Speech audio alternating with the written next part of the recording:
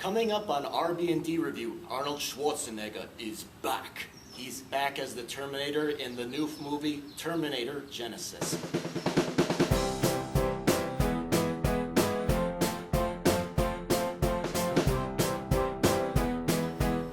Thank you very much for checking out RB&D Reviews. I am Rob. And I'm Dave. And we just got out of seeing the movie. It's sort of like a prequel, sequel, reboot, all wrapped up into one. The story kind of follows where Kyle Reese is sent back. For those of you that aren't familiar with the Terminator movies, it kind of follows some similar storylines to the previous Terminator movies. In the future, humans are fighting against Skynet, which is a group of robots or machines that want to eliminate mankind. And Kyle Reese, one of the fighters, is sent back in time to protect the resistance leader, Sarah Connor. The leader's name is John Connor. Of course, things don't go exactly like how we thought they would be. Well, Dave, I gotta say, I wasn't really too sure about going in to see this movie. I was a little bit skeptical about it. I really wasn't sure, but director James Cameron, who directed the first two Terminator movies, endorsed it. So I went in there into the movie, not expecting too much. And overall, I thought Terminator Genisys was just okay. What did you think about it? I thought the first half hour of the movie was excellent, and then by the late, middle, early end, it kind of got a little bit corny and stupid. I was glad to see a lot of the original actors from the first two films in here, though. That I was happy about.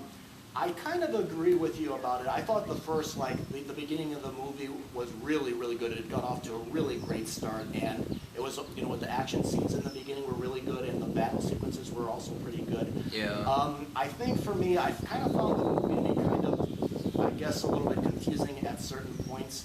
Yeah. But overall, I thought it was just a decent movie to see. The biggest problem that I had with it was, for me, I felt like I was a little bit let down by some of the acting. I didn't like the actress that they got to play Sarah Connor. Emilia Clarke is her name. Yeah. To me, I like that in this movie she's stronger than how the character was in the first film, because in the first film she didn't know what was going on and she felt like kind of like an outsider. Yeah. This film, and in a different twist of fate, she knows what's going on, and she's a stronger character. But to me, she came across more like those family films where you always got the teenage sister that hates her life and she's sarcastic and everything. This is what the character kind of reminded me of, and I really didn't care for that. Jai Courtney played Reese, and I thought he was pretty good. I think the actor, Jason Clarke, who played John Connor, was really good. I really liked him.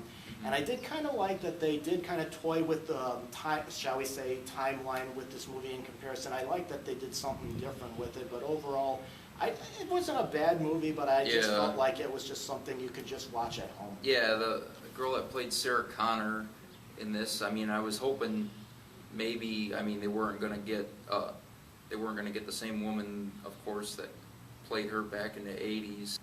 But yeah, they could have got somebody maybe just a little bit older that sort of more looked like her, but I guess that this is the best they could do, because the girl that played her in here, I think it's the same girl that plays in that Game of Thrones, Khaleesi, the Mother of Dragons. Yeah, she came across more like she was acting for the TV, because I kind of found her to be bland, and oftentimes, most of the time, when she's acting, her eyes she doesn't really blink, and it just looked a little bit weird to me.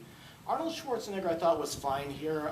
The weird thing I had with him was, he kind of does a lot of explaining in the storyline, he explains plot points, and I don't know if it was his performance or the dialogue, but it just sounded weird, because in the previous Terminator movies, he keeps it simple, but here he's explaining complex stuff, and I'm like, that doesn't sound like something that Terminator would say. It's because neither one of them, Kyle Reese and Sarah Connor, they don't really they know what's going on, but it's still kind of like the others that don't know what's going on, and I guess it's for people that never seen the original one, so that they kind of had an idea more or less what was going on, because this was supposed to sum it up, as well as kind of be a prequel type thing too, and whatnot. But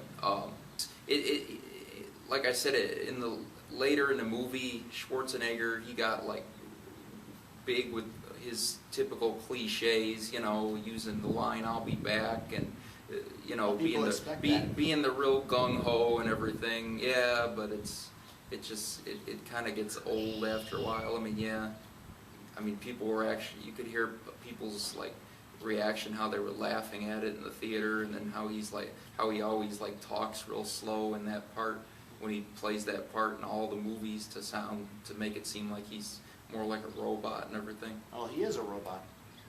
Right, but I'm saying it's that same cliche how he always talks in every single movie, and you could tell people in the theater were starting to say, all right, this is kind of getting old.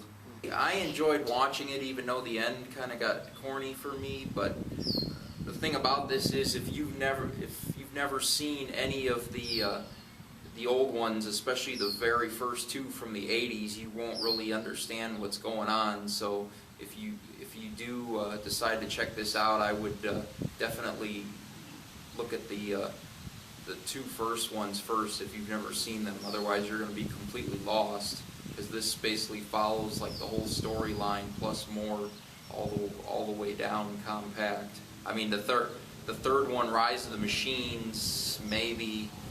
I mean, that wasn't really like the same type of thing. It was, but that's kind of a different story. But at least see the very first two if you've never seen them before going to see this, or you're going to be like totally lost with what's going on. So are you giving this a rented or a see it? I'm gonna give it a mild see it in theaters. Okay, well, I agree. I do think director Alan Taylor kept the movie at a good pace. You know, I wasn't really bored at it. I don't agree with you that people will be lost. I think the beginning of the movie where there's narration, I think helps explain what's been going on. I think for people that are new, I mean, I agree with you. I think if you've never seen a previous Terminator film, I would check out the old ones. But I think the beginning does a good job at letting people know what's going on and what this universe is about. I don't think they will be lost.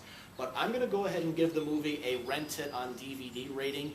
It's not a bad movie, and I think it's entertaining, and the action scenes are good, but I think the acting, for the most part, I felt kind of left down with. It's better than Terminator Salvation. But yeah, the first two, I agree with you, the first two Terminator movies are better than this one, but I think it's something you can watch at home. You don't have to go to the theater and see it. All right, well, that's our review of Terminator Genisys. We're going to go ahead and open the comments to you. Did you perhaps enjoy the movie maybe better than we did? Were you disappointed with it, or did you think it was probably the worst entry in the series? Go ahead and post your comments, and if you're interested, please visit our channel and look at some other reviews of movies that are in theaters, on DVD, streaming on demand, and consider being a subscriber. Thank you for watching. Thank you.